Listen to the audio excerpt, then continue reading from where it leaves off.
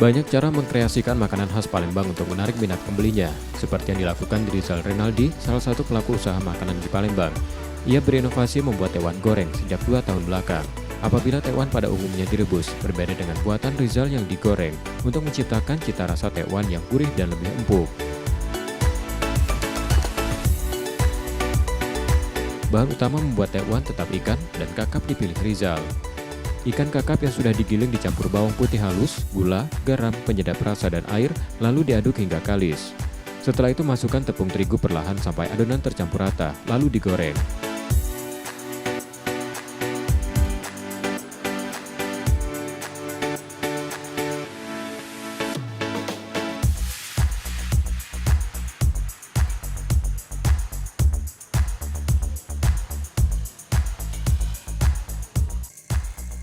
Tekwan yang sudah matang dihidangkan dengan kuah kaldu khas.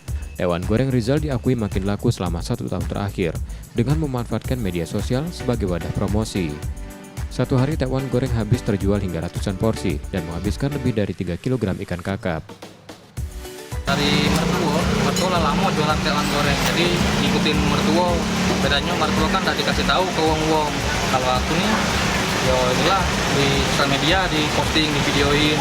Nyata uang udah kata yang tahu tekwan goreng itu apa kan. Itu makanya terus-terusan bikin video, kasih tahu ke wong-wong gitu. Kalau sekarang alhamdulillah 70 porsian tekwan. Modalnya 50 porsian. Kalau untuk ikan sendiri satu hari bisa sampai 3 kilo. Salah satu pembeli mengaku menyukai tekwan goreng. Selain karena rasanya, menu ini juga mengenyangkan dan relatif murah, hanya dibanderol Rp7.000 per porsi. Menurut saya enak, rasa ikannya.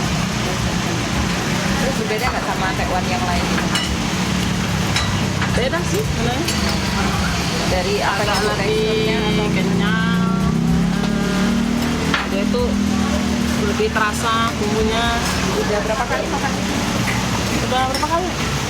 5 kali. Udah sering ya makan di sini ya? Ini tahu dari mana nih? Dari anak ini kan anak kan.